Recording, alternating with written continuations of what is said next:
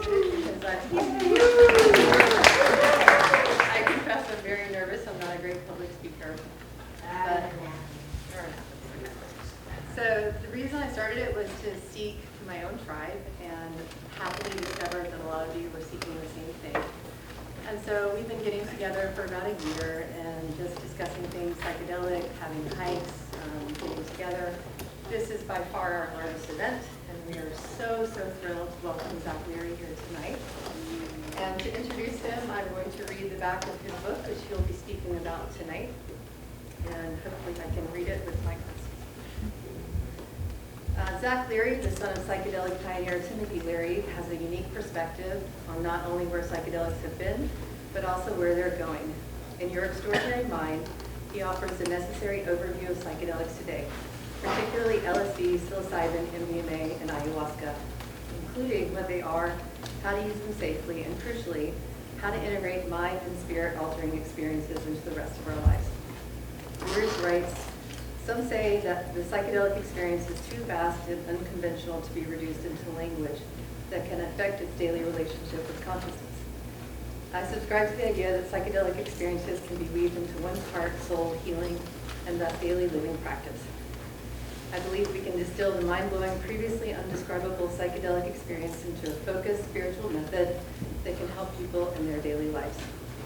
So, without further ado, I'd like to welcome Zach Leary to the stage.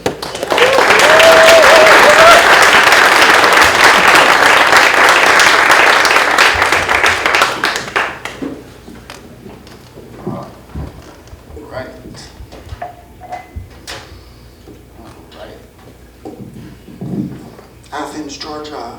Rock on. Oh. Hello, Cleveland.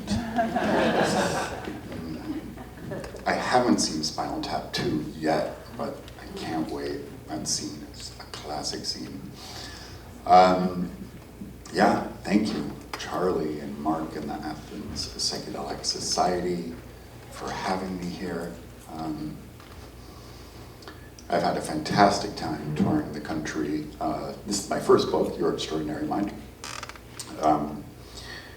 And it's really thanks to the psychedelic societies that I've kind of put together this book tour in various cities across America, Athens, Austin, Portland, San Francisco, Palm Springs, New Orleans. It's been incredible.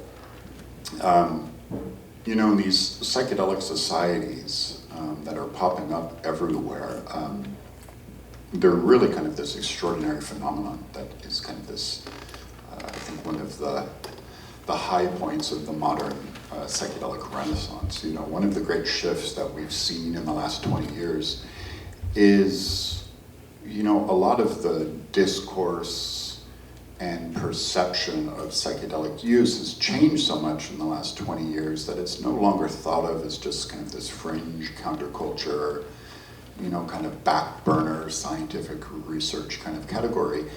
It's touched the lives of so many people. Of course, you know, the counterculture kind of gets the gold star for bringing it to the mainstream, but you know, so many areas of mental health, of course, the veterans community, young people, older people, rich, poor, successful, and musicians and artists and creativity and everywhere in between. And these amazing psychedelic societies have formed because it is safer to come out of the closet than it ever has been before. So if you're here tonight as a curious onlooker or an active member of the Athens Psychedelic Society, or an old school psychonaut, or work in academia or mental health, or have never used these compounds before and you're wondering what the hell are these things about, am I going to lose my mind and never come back?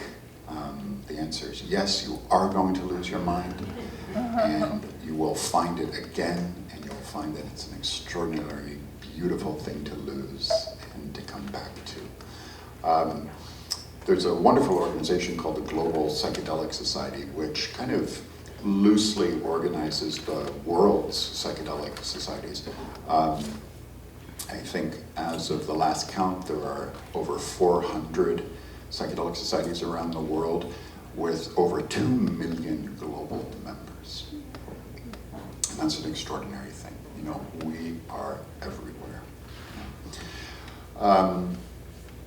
You know, when I give these talks, and you know, it's kind of appropriate that you know, the backdrop of this stage is a rock and roll band. You know, I'm a musician as well, and I do like to think of speaking, at least when I give talks, it's improvisational. You know, it's kind of like jazz. We'll see how it goes. You know, my introduction to psychedelics, at least in kind of the formal practice of being a true psychonaut, was through the Grateful Dead, and you know, through the American fabric of weaving improvisational kind of sorcery-oriented magic on any given night.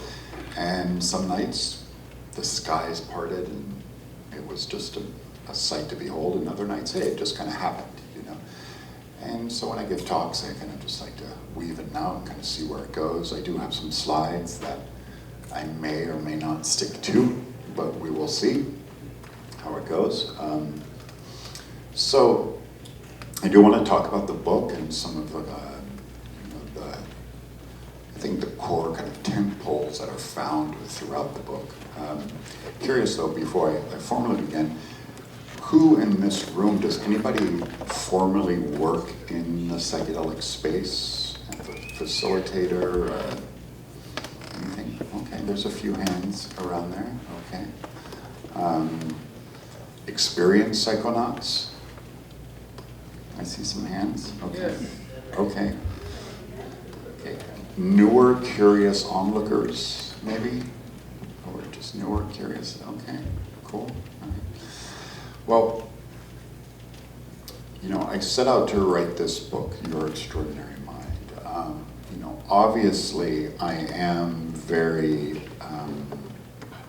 you know, self-aware of, you know, the place in kind of psychedelic legacy that I hold, but, you know, with kind of a respectful distance from it, if that makes sense, you know. The easy thing to do when writing this book, right, would have been to have it kind of been more of an autobiographical, tell all the Timothy Leary and Ram Dass stories that everybody kind of wants to hear, the low-hanging fruit stuff. And after careful consideration, I thought that was a really bad idea, you know, a really, really bad idea, and I'll tell you why. One, you know, I've spent most of my adult life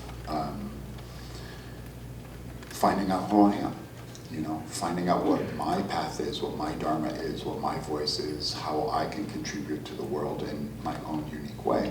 When I was a much younger man, you know, this was a very daunting thing to take hold of, you know.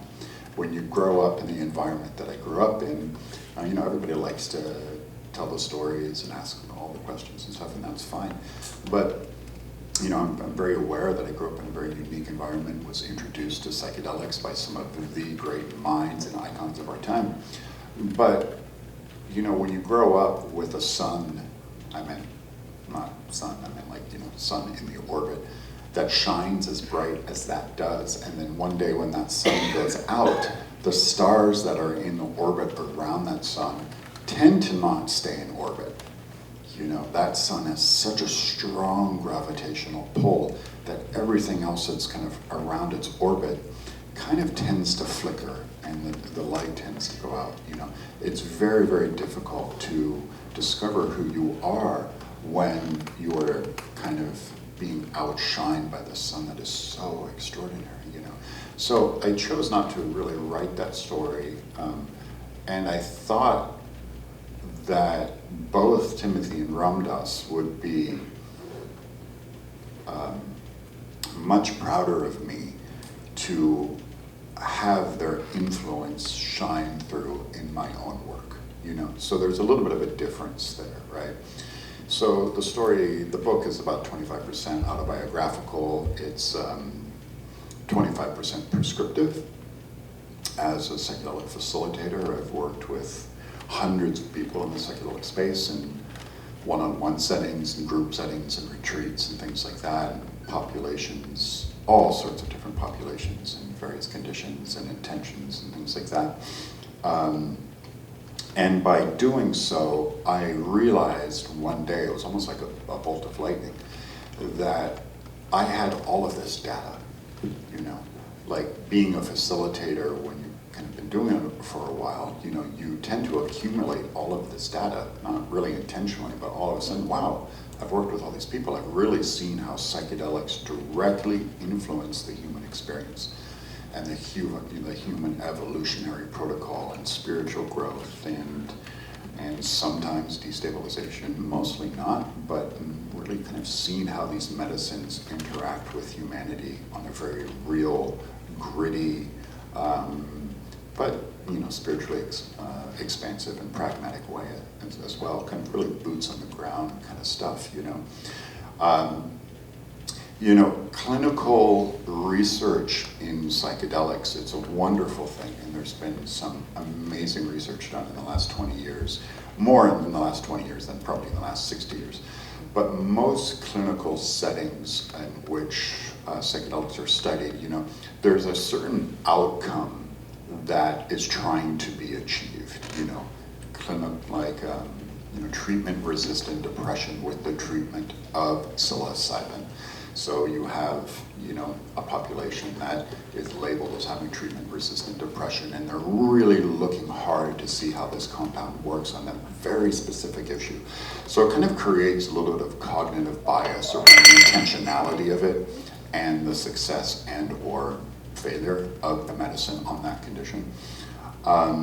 You know, same with MDMA and the treatment of PTSD. You know, there are very controlled studies around very specific issues.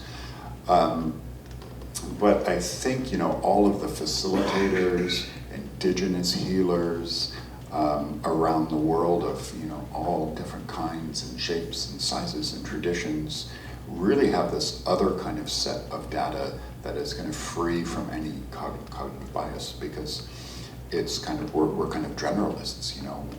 We work with people in a variety of conditions and intentions that really don't have any skin in the game. You know, how, you know, certainly if somebody comes to me, you know, wanting to use these medicines to achieve a certain goal, I certainly hope it works for them, and I do my best to have that happen. But if it doesn't, it kind of doesn't, you know. It's kind of just how the karmas work, you know. So, you know, that whole kind of concept of kind of seeing kind of this boots on the ground way of working with psychedelics, as well as my own, you know, several hundred trips of psychedelic use in my own life, all of that combined to kind of create this very rich tapestry of data. And yeah, within that, my own personal use and my own personal kind of growth and how I changed as a human being and discovered who I was, who I am not, getting in touch with certainly my own need to heal and address my own trauma in later life was a very profound application of psychedelics in my own life. So kind of all of that combined, and then I'd say the rest of it is kind of a lot of commentary on the modern psychedelic movement, you know. As I said before, the last 20 years has seen this explosion of psychedelic activity that has really changed the entire shape of the movement, you know, in an extraordinary way. There's no question about that. Excuse me, but one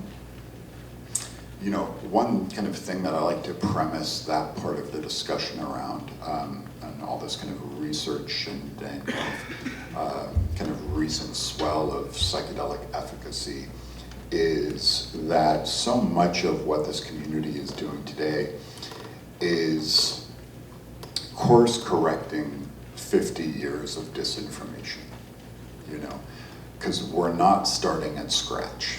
That's a really important thing to understand, right?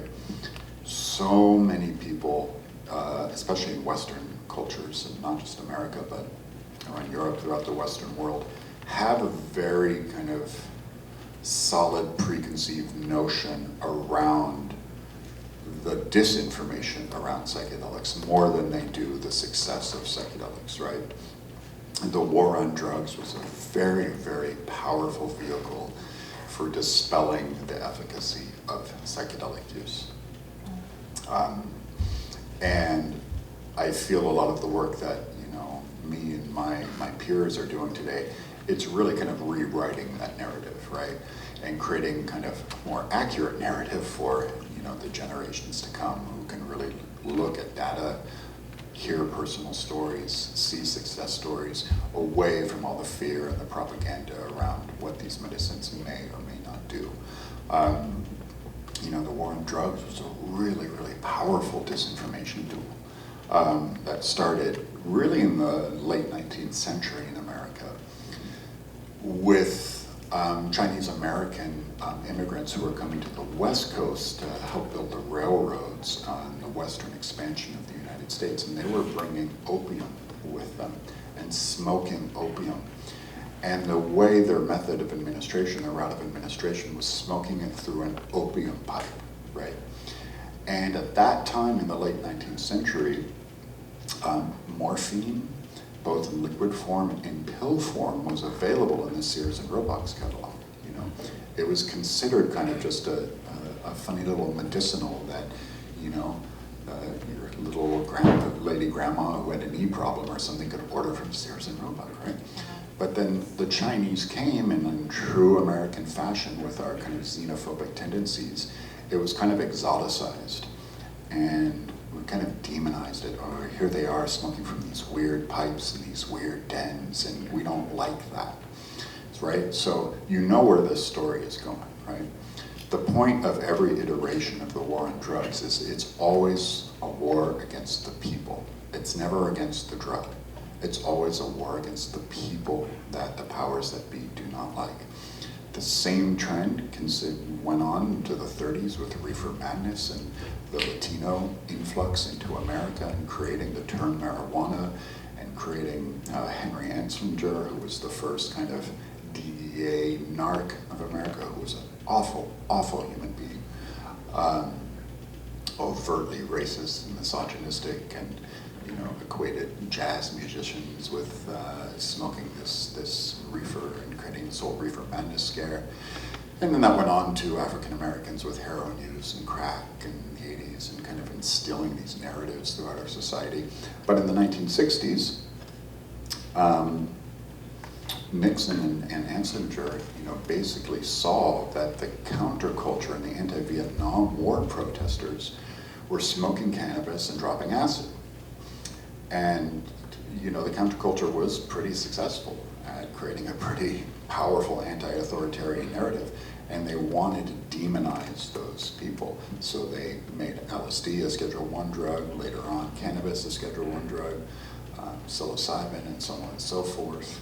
Same thing happened in the 1980s with MDMA. MDMA saw a very fruitful kind of early iteration of being a very powerful therapeutic agent, very, very powerful. But then the rave scene came, and there was certainly some misuse with that, due mainly to impure compounds. And then MDMA became a Schedule I drug. And so, you know, the reason I'm telling you this is because so much of what we're doing with psychedelics is kind of having to fix a lot of this, kind of these glitches in the matrix, you know. And it's a really, really, it's a long process. It's a difficult process. But the good news, and there is good news, is that it's happened much faster than I ever thought it would, you know. The mainstream kind of discussion around psychedelics today, it's in this place that to me almost seems like a, you know, a strange kind of twisted fairy tale filled with counterculture zealots and Republicans and everyone in between and C-suite executives and veterans. It's a very weird matrix of people who are kind of behind the current psychedelic movement. But for the most part, I think that's kind of a good thing. So when I was growing up, you know, most of the psychedelic kind of luminaries that I was surrounded with, I wouldn't say they had moved on from psychedelics. They moved on from psychedelics in the sense that legitimate psychedelic research had failed, right?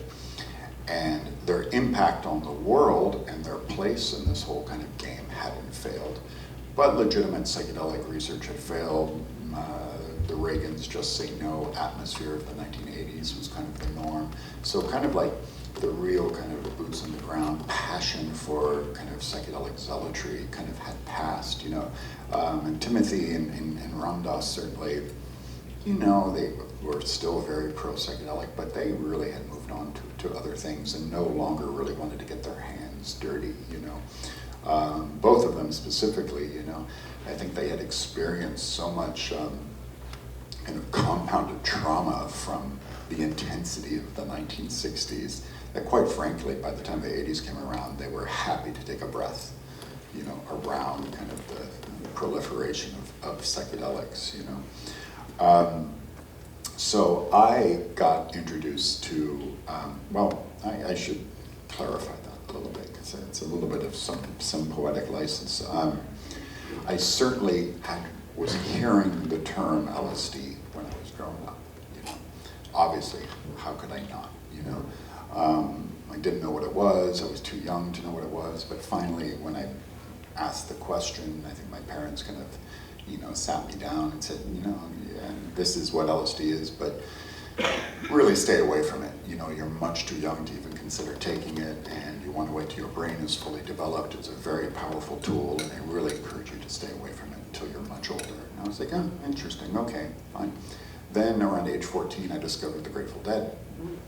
And for those of you who remember the Grateful Dead, I mean, the real Grateful Dead, not the current offshoots.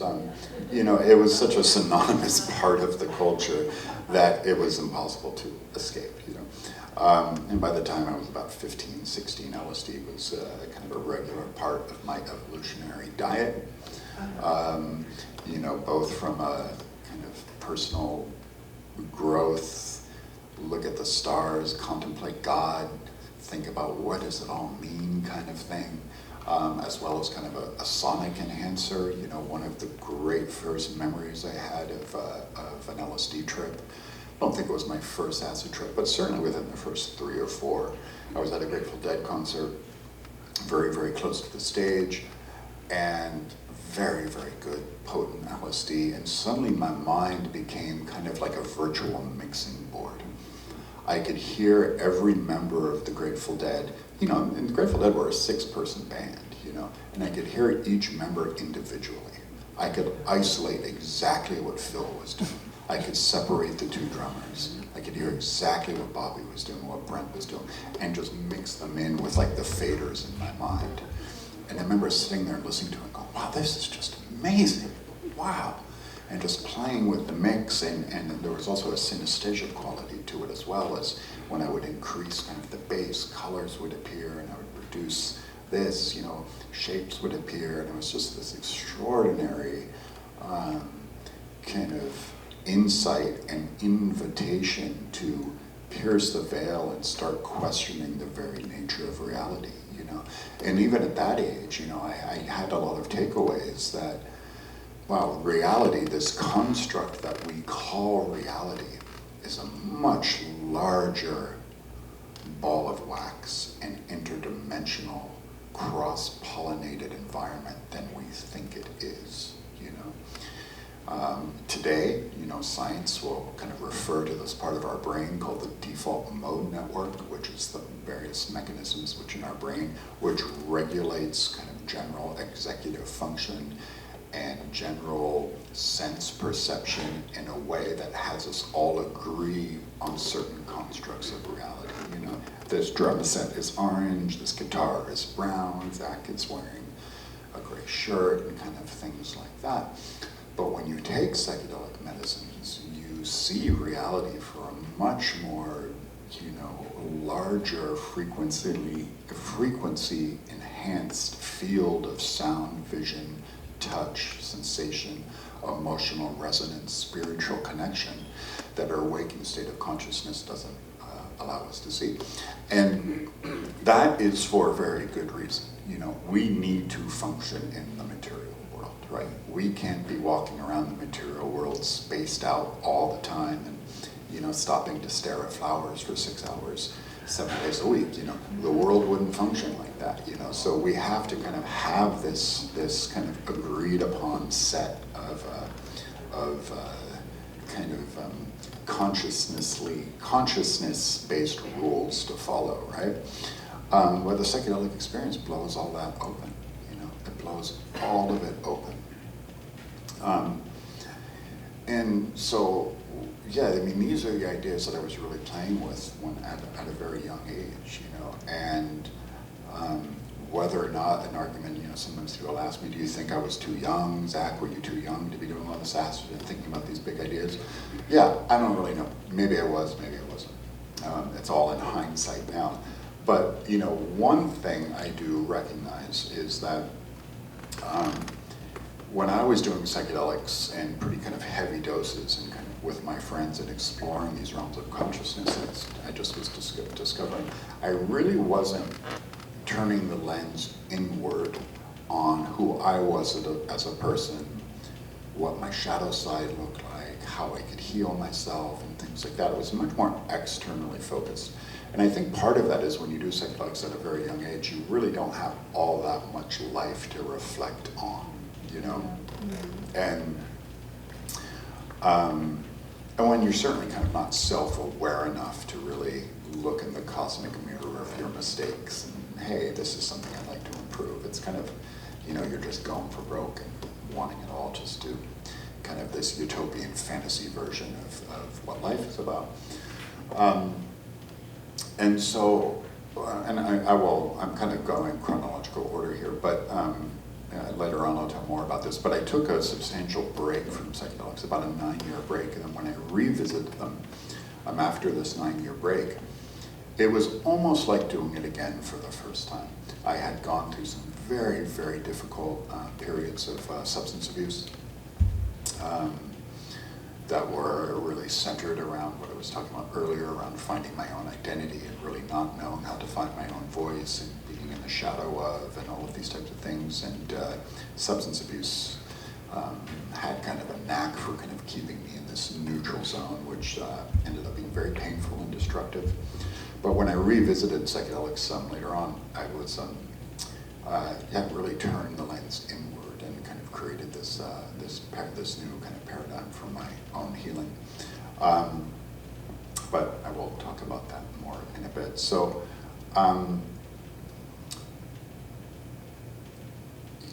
psychedelics, I always like kind of going to this slide in the middle of this talk.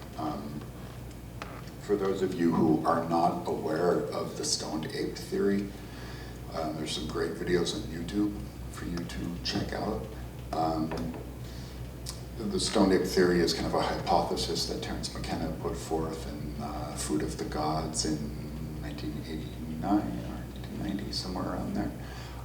And it is just a hypothesis. There is no way to prove it because there is no archaeological evidence to support it.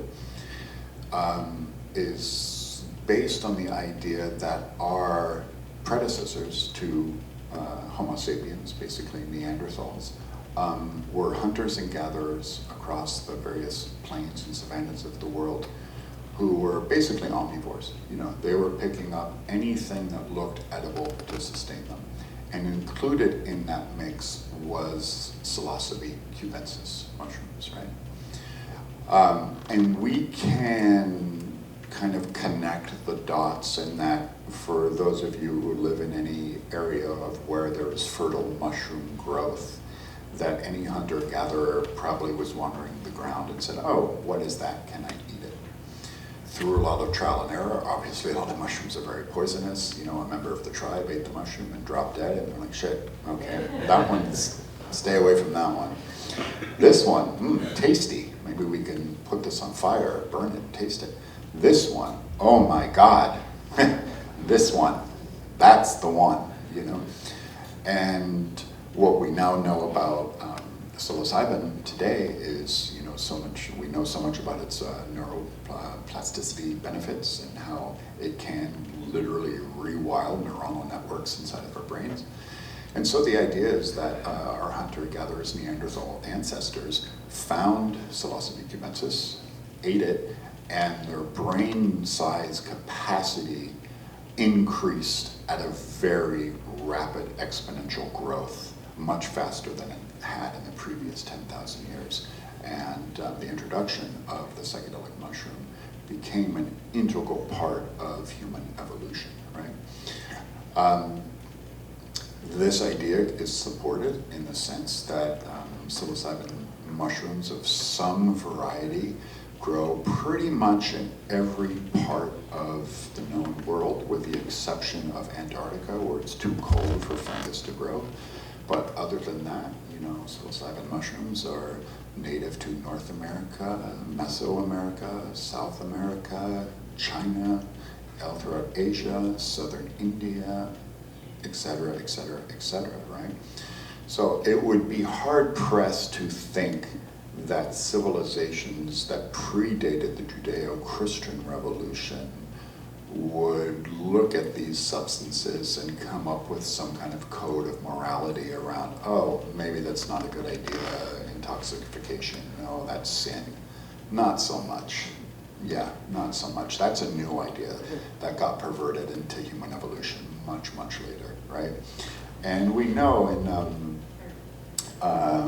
the Tassili cave paintings in Algeria, which are 9,500 years old, which depict kind of some shamanic humanoid creature adorned with mushrooms and something like that. And that's 9,500 years old.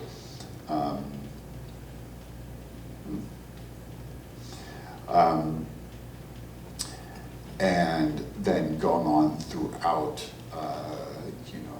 indigenous use in various cultures throughout the world, psychedelics were introduced in all sorts of other applications as well. So sorry, this is just taking a while to catch up with me. One very interesting example of this is, typically when we talk about indigenous use, most of us default to South American, Mesoamerican, or Native American use, right? We usually don't think of Eurocentric applications of psychedelics, right? Not too many of those are on the tip of our tongue. But one that is worth talking about is the Eleusinian Mysteries, which took place about 400 BC in ancient Greece. Both Socrates and later Aristotle attended them. They were basically a rite of passage that had to do around Demeter and the passing of Persephone and this whole kind of ritual around death and dying and rebirth and things like that. And it was a 12-day affair. And it was kind of a yearly pilgrimage that took place in ancient Greece. And on day 4 or 5, or days 4 and 5, so the scriptures tell us, they drank this brew called kiokon, which we now know contained both ergot and psilocybin. And we know that because some of these ancient sipping vessels, kind of these ancient cups, have been tested within the last 25 years and showed traces of psilocybin and ergot. Interesting that they chose ergot, because ergot is the natural world's predecessor to LSD. It's basically moldy rye that produces a somewhat similar compound as lysergic acid diethylamide, somewhat. Not exactly the same, but close enough. But that they were intentionally cultivating ergot and combining it with psilocybin and this kind of black sludgish tea to create this brew called kiokon, right? And that is ancient Greece, and one of the kind of the basic 101 extractions that I like to pull from that, I think one of the most psychedelic things that were ever said was by Socrates. And he said, know thyself. Right? That is kind of a psychedelic mantra if I've ever heard one, right? We know he attended the Eleusinian Mysteries and those rites of passage, and so, maybe there was a connection there for sure. So, the kind of the commonality throughout all of this is that psychedelics are a part of the human story, right? They are a part of us. It's only in recent centuries has that been lost, right? How and why that's gotten lost is certainly something, we could spend hours and hours talking about. Quickly to sum that up, I would say it mainly has to do with the proliferation of Judeo-Christian kind of morals and values, kind of in the forms of the Crusades that wiped out kind of Christian mysticism and turned it into more of a social doctrine than it did kind of a fabric for mystical exploration. Number one, two, colonialization as well. And the prime example of that can be found in the Aztecs and the Mayans and Teotihuacan and all of that. When Spanish missionaries came in the 1400s to Mesoamerica, they saw these mushroom rituals and these rites of passage taking place and immediately viewed them as demonic, and they did not fit in line with what was being called the Spanish Inquisition back in Europe at the time, and immediately tried to wipe out those cultures. And they were pretty successful at doing it. Not 100% successful, thank God, but successful enough to where indigenous use of psychedelics kind of became a much more underground kind of, not really on the beaten path part of these various cultures, to where before that it was just a generally accepted part of what it meant to be alive in those cultures, I mean, back then, if you kind of look at the relationship with the shaman in Aztecian culture, the shaman was the town wise man, he was the town healer, he was the town priest, he was the town mystic, It was all kind of one role that was just blended into one thing because he had access to these visions by using these amazing compounds, And the view of what healing was through the shamanic lens is a wonderful thing that we're actually seeing a little bit more of today, that real disequanimity and disharmony in the body is not just a physical ailment, it's an energetic ailment as well, right? It's a spiritual recalibration that is needed, a dietary recalibration that is needed, as well as a medical one as well, and that has to do with medicines, right? But it's really, a multi-layered thing of what imbalance looks like, right? Whereas like the scientific method in the Western world and how we look at modern medicine today is, kind of not that, So, looking at the shamanic kind of concepts around what healing is and how that plays into society and keeping the various generations in equanimity, in harmony with their surroundings is really a beautiful message for us to all tap into today. So yeah, I mean, that kind of does touch on a little bit about kind of where these compounds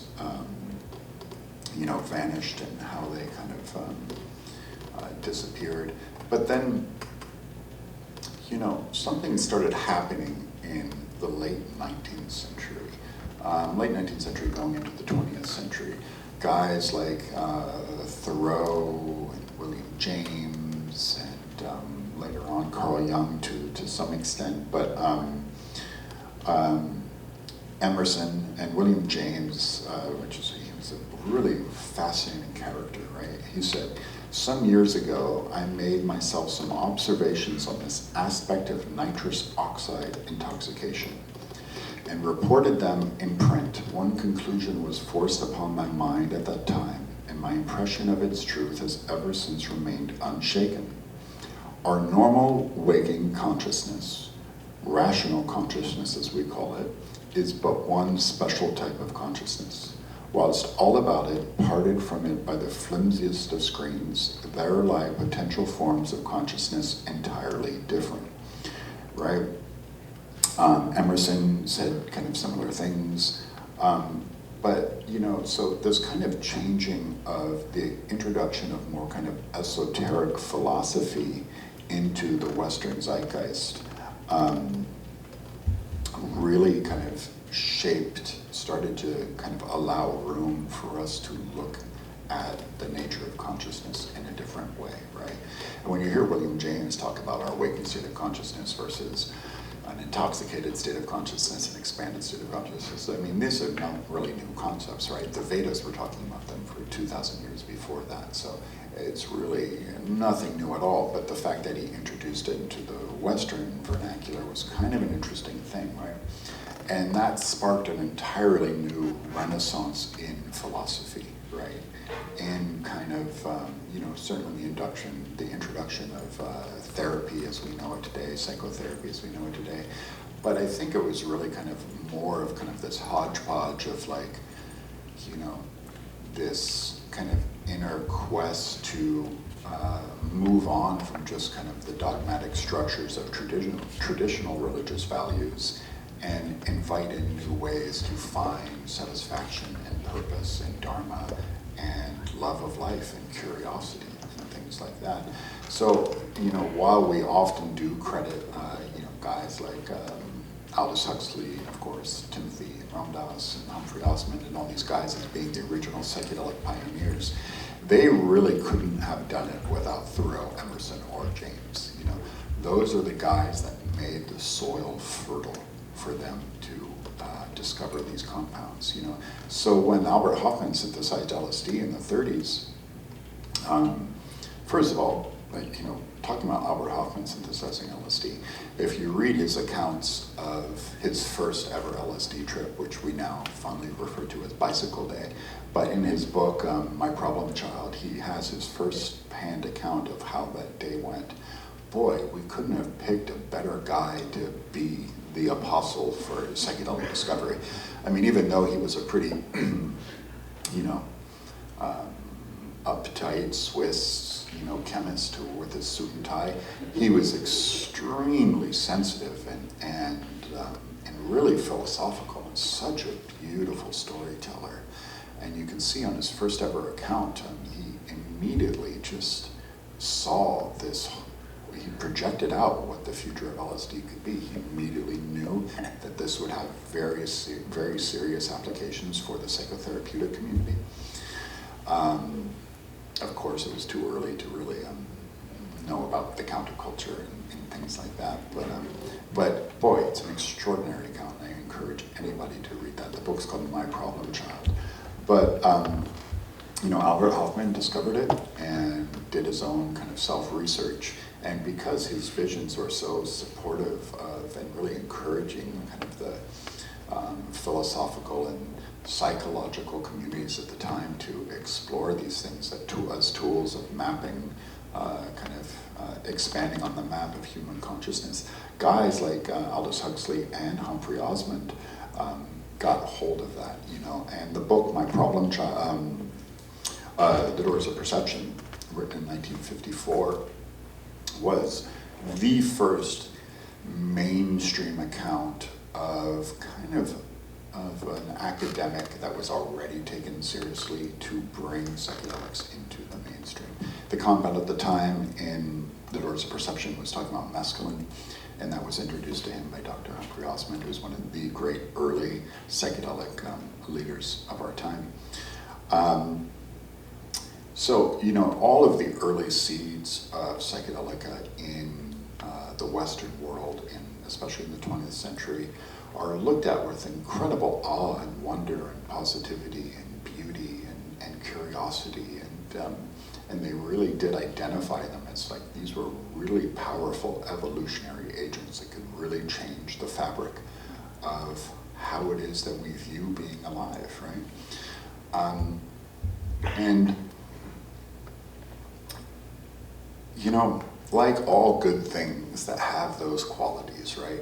It's very hard to keep the genie in the bottle, The second anything gets to be too popular, it's going to have some dark sides to it, right?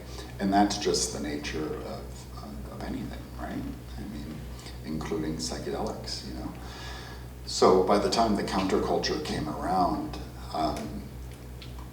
all of these well-intentioned, academics who were using psychedelics, the genie kind of didn't just come out of the bottle. She leapt out of the bottle in an extraordinary rapid fashion. The proliferation of LSD use from, let's say 1963 to 1965, kind of like that. 1965 to 1967, kind of like that. And then 1967 to 1970, like that, I was once told, I don't think the stat can be verified, but I was once told that on any given weekend in 1968 through 69, there was anywhere from 600,000 to 700,000 people under the age of 30 doing LSD on any given weekend, right?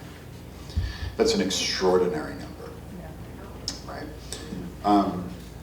And today, in today's kind of modern,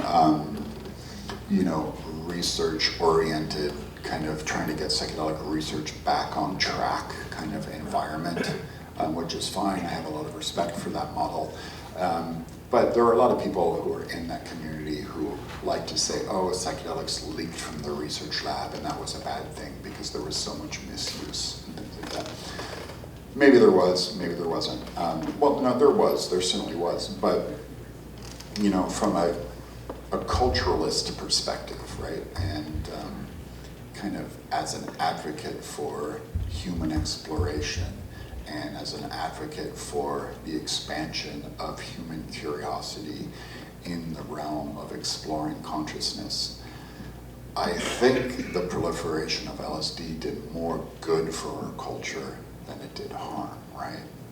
Yes. Look at rock and roll, look at fashion, look at women's rights, look at civil rights, look at the sexual revolution, look at creativity, look at the ecological revolution, Earth Day, and even lasting subcultures today like the rave scene or Burning Man or the Grateful Dead scene or Fish scene or psychedelic communities like today, These all happened because the 1960s kind of really changed the entire kind of permissive value of what's important for the human experience, up until until the late 50s, really, right? The entire Western model of civilization was based on a K through 12 education. You graduate from that, maybe you go to college. If you don't, you go to a factory and you work in this factory until the day you die, and so on and so forth. And it was an entire kind of culture and civilization about filling slots in the post-industrial capitalistic world that didn't really allow for people to express creativity in the way that we see today, right? Certainly an argument can be made that we are living in an age of late-stage capitalism gone awry, and the whole thing is kind of collapsing into a shit sandwich. But for the most part, at least we have the freedom to kind of get together and talk about that and see ways of kind of course correcting it and realizing kind of the social absurdity of the paradox that we find ourselves in, right? And that's really thanks to the 1960s, which is really the first generation that came along that said, to even quote Timothy, think for yourself and question authority, to quote Ram Dass, just to, sometimes we have to learn to turn the thinking mind down and to open up our hearts so we can truly be present and reflect and be here with each other now in this moment, And those are things that we should not be taken for granted today. Even if we see political discourse or chaos exploding all around us in every form of media, on our phones, on the televisions or not, that doesn't preclude us from having the ability to think for ourselves and question authority and to find the others and to come together as a community to plot the best way forward, Maybe with the use of psychedelic plants and medicines, for sure. They're very powerful agents to help make that happen. So it's a really interesting time to be alive, right? And I think the great paradox of this age that we find ourselves in, considering all of that kind of chaotic swarm of disorder that we see out there, in parallel with this amazing kind of unified expansion of consciousness that's happening with the rebirth of psychedelics, is going to create a very new, interesting way for for sure. So I am one that has not lost hope, for sure. You know, so yeah, I mean, all of these things, they, you know, immediate effect on our culture, expanded spiritual beliefs, and Eastern mysticism, and all of those things. Here's another fun little stat for you, something about Eastern mysticism that we kind of take for granted. In 1967, there were 10 yoga studios in all of America. In all of America. Today, there's probably 10 in Athens, right? More? Yeah, okay, probably more, right? So that's an extraordinary thing, and we can't take those things for granted, you know, what the 60s really did teach us. But, you know, well, this talk is about psychedelics. I did kind of veer off into some more kind of general kind of commentary on human evolution, but as it relates to psychedelics, you know, a really interesting phenomenon occurred to me when I was writing the book.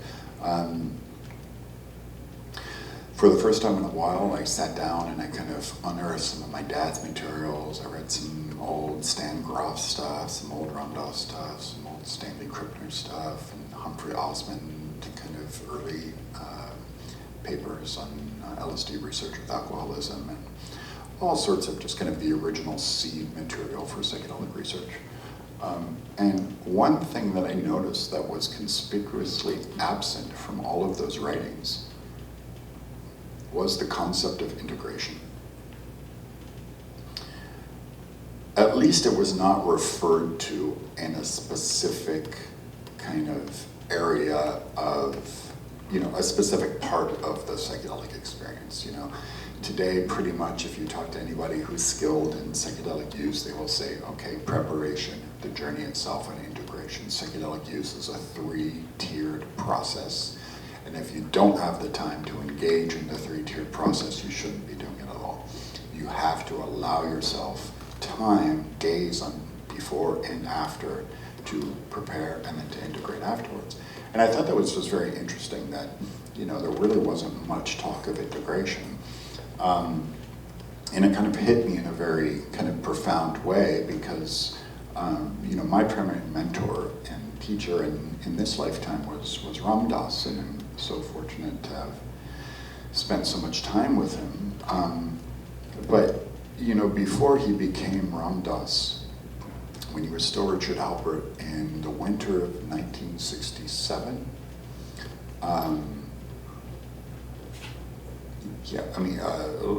fall 67 into winter of 67, he was living in the gatehouse at Millbrook, doing LSD every weekend, and this is about 6 years into the Leary, Alpert, Metzner psychedelic research phase, about 6 years into it, doing LSD every weekend, and this is probably 1,000 LSD trips later. And he finally came to the conclusion that this method was not sustainable because you have to come down. And he called Timothy and said, Timothy, we failed. I get, you know, LSD takes you to this place, but you've got to come back down. And there's no way to reconcile this roller coaster of human emotion, you know, all these profound insights, but then you're slammed back down into the material world. And how can we reconcile that?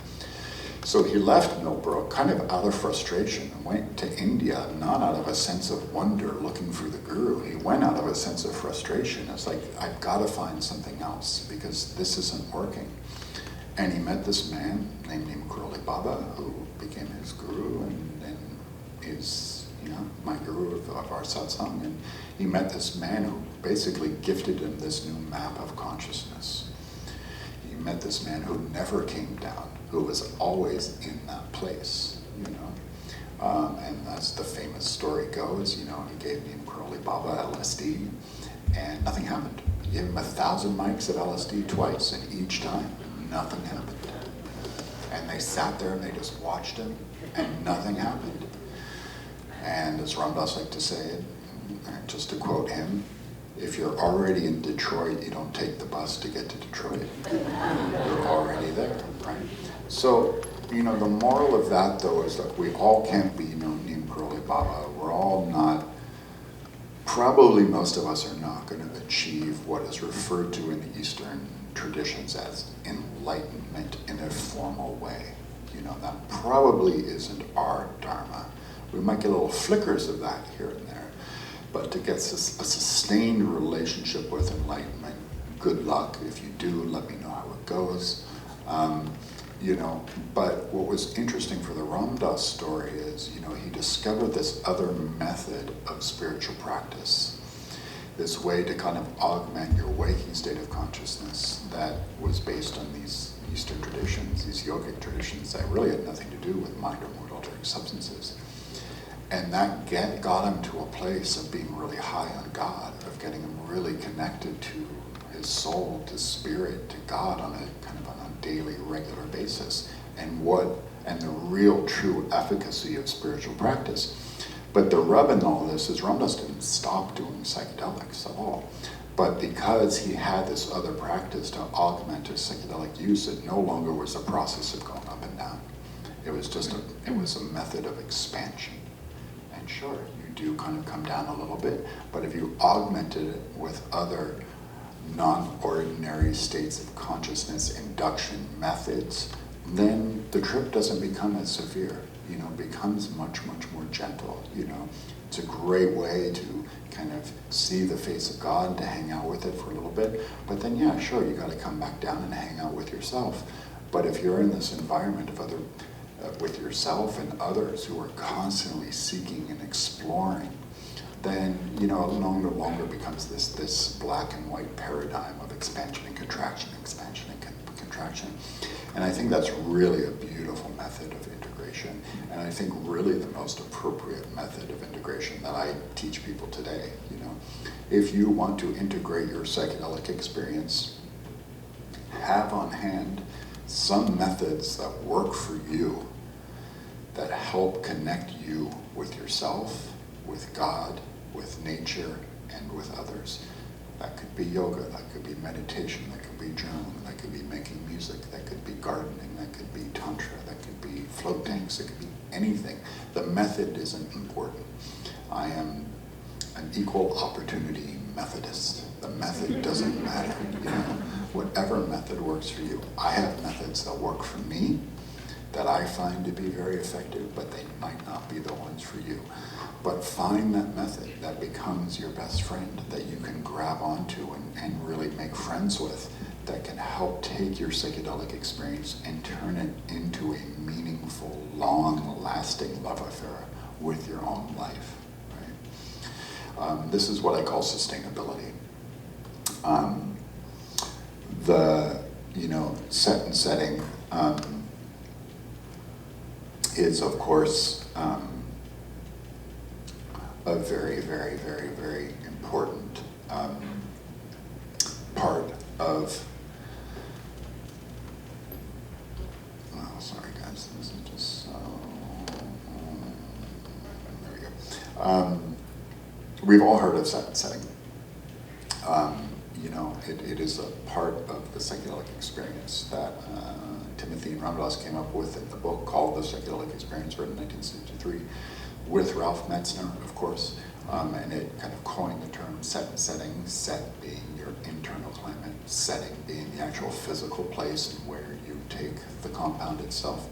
But then what I was just talking about before about integration, right? This is what sustainability is, right?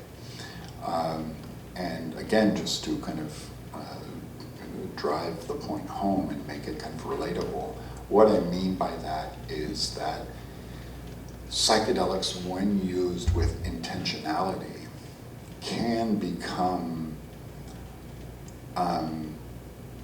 you can use them in a way where you can extract every drop of nectar from each and every experience, and do it in a way where you're creating balance with your relationship with the compound, with the drug itself, so you can kind of ward off the need to chase peak experience and have to go in over and over and over and over again, thinking that if you go in, just one more time, you're gonna get the answers again.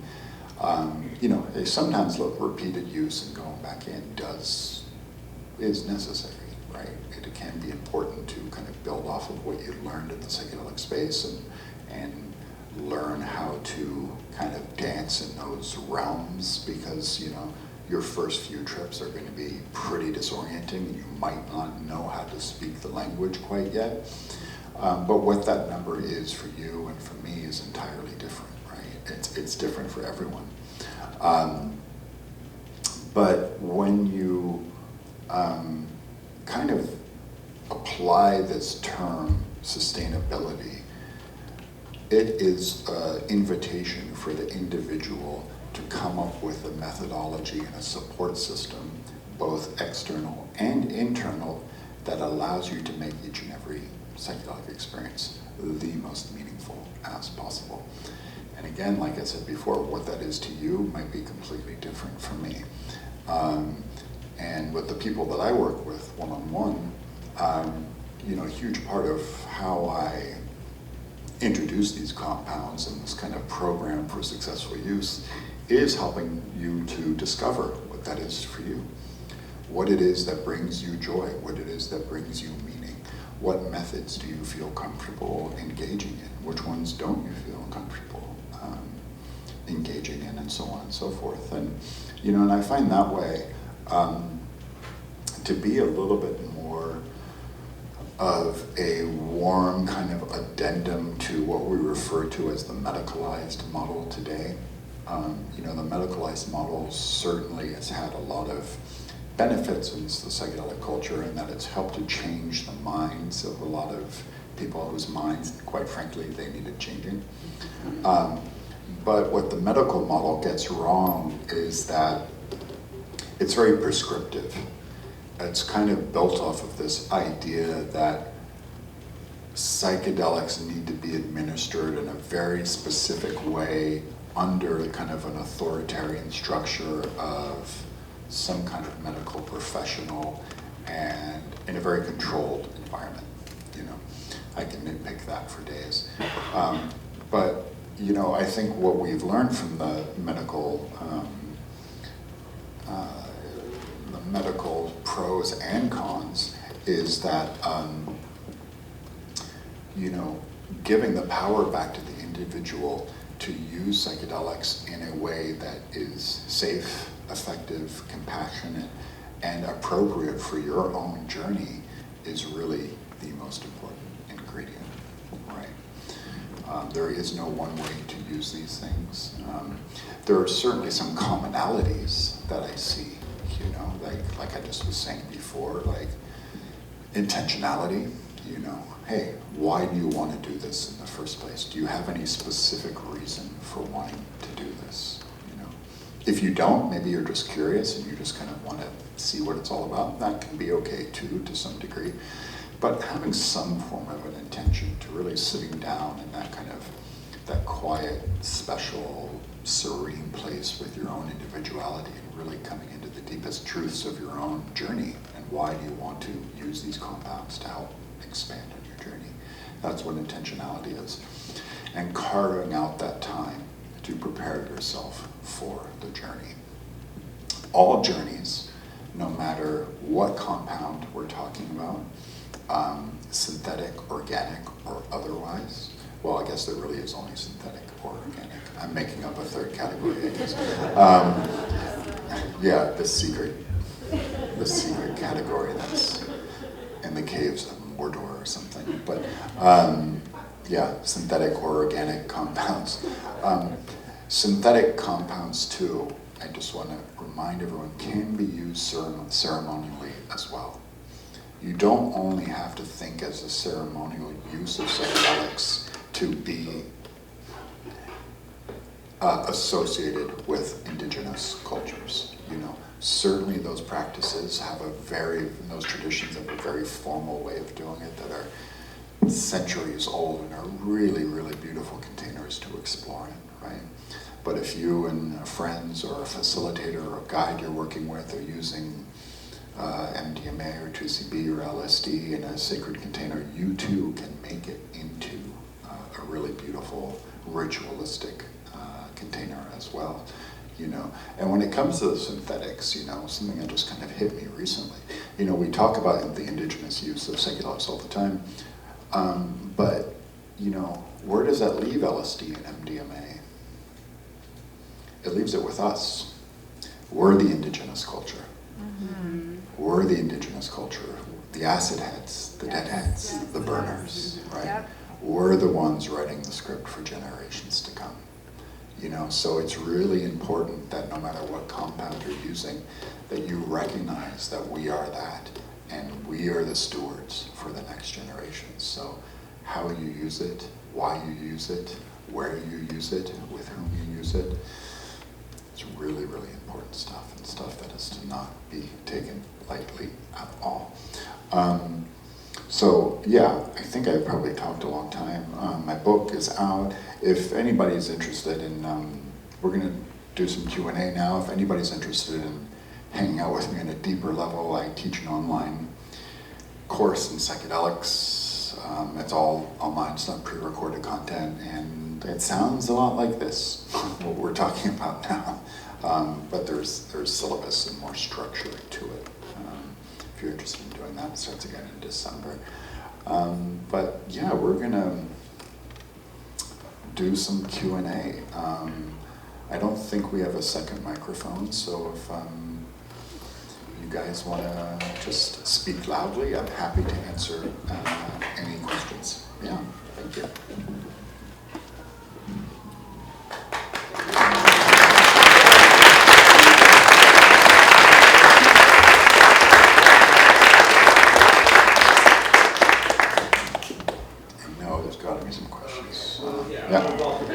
Go.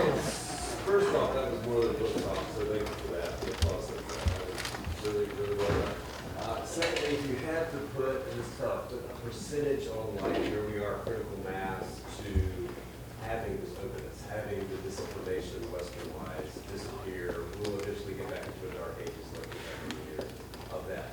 But where do you think with all the Western medicine and how we're more and more open to it, how close do you think we are with the accelerated openness, if you will, to it, as we'll just say specifically America, to getting a point where it's going to be hard to put it back in the model as far as overall acceptance? Yeah, it's a great question, and one that it's kind of a complicated relationship with it. I can answer it in a couple different ways. One, I don't think, let me start with the darker side of it. I don't foresee any federal changing, massive shifts in federal scheduling changes happening anytime soon. Hey, look, maybe cannabis might be moved from Schedule 1 to Schedule 3 drug, same with MDMA, maybe. But I don't see any real federal kind of massive kind of decrim movement or even legalization movement happening on a federal level. That's going to take a long time. But I do see it happening on a regional level, you know, and a community-driven level. So, you know, I think whatever critical mass may be, I think, you know, we're already seeing that happen in some communities. We're seeing it in Colorado, you know, happening. Colorado and Oregon are great examples, especially around psilocybin. I mean, it's already there, you know, I mean, I guess, you know, so psilocybin mushrooms in Colorado essentially have no value right now because they're so plentiful. You know, you can just give them away, you know, I mean, ounces cost $10. They, you know, so in some ways we're already seeing it. But, you know, where that goes in terms of like a much larger rollout, you know, both Oregon and Colorado are kind of like test runs for how we might roll these things out, you know. Hey, look, you know, I consider myself to be a cognitive libertarian, and what that means is that everybody has the power to change their consciousness as they see fit, period.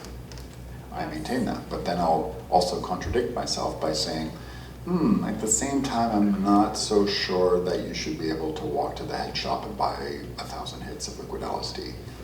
Don't know. Maybe. So, yeah, I think that it's all up for grabs, man. But I think it's changing much faster than we ever thought, though, for sure. Yeah? Hi, Alex Himes of Enfield Temple, Atlanta. I was wondering if you've run into any or seen any examples of intentional communities using zoning laws to create local autonomous zones where it's not enforceable necessarily. Well, you mean like psychedelic churches? Well, not exactly, but we run a psychedelic church, and that is something we're considering is creating an intentional community and looking into zoning within our community to create that kind of temporary autonomous zone, or not temporary, but an actual autonomous zone. Yeah. I mean, as far as I know, I think Denver and Oakland are the closest models to follow for that, for some autonomous, as well as parts of Vancouver as well, which have kind of autonomous zones within them. But I don't really think that, unless you know differently, I don't think that there's an existing model for that to really follow yet. But I think if you're working under the church umbrella, I think that's probably a very wise way to go.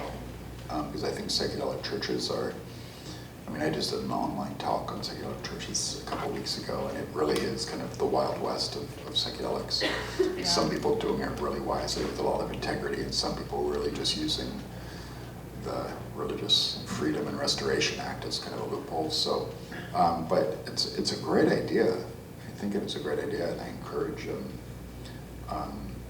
and yeah, I mean, like you said, with intentional communities, I mean, that really is kind of the secret. You know, if enough people kind of get together to form kind of a cohesive intentionality around these things, then I think the autonomous zones kind of become kind of default places to hang out.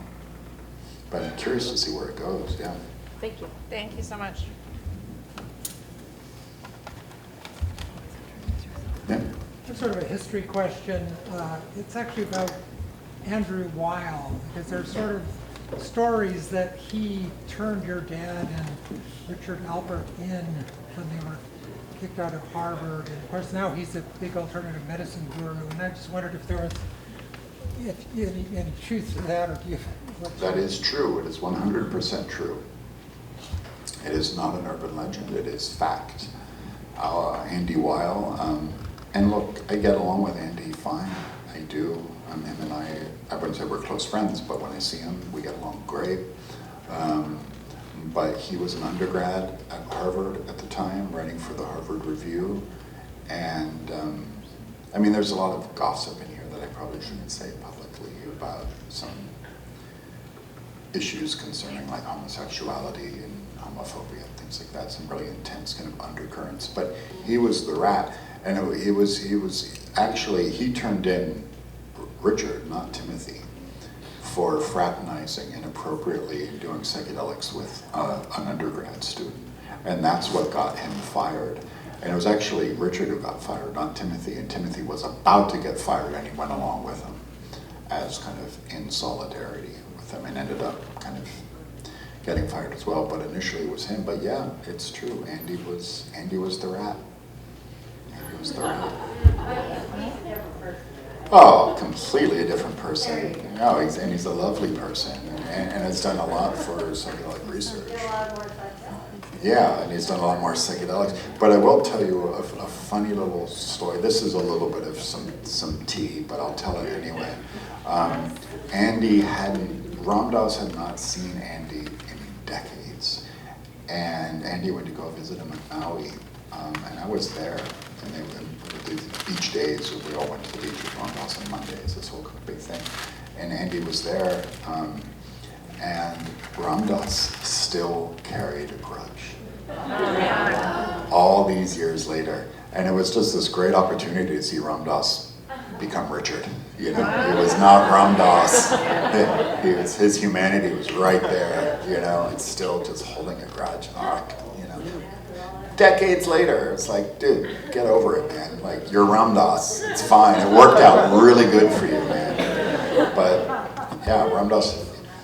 That was what's so great about Ram Dass, you know. I mean, when I started this off topic, when I started facilitating formally, I went to Ram Dass to get some advice.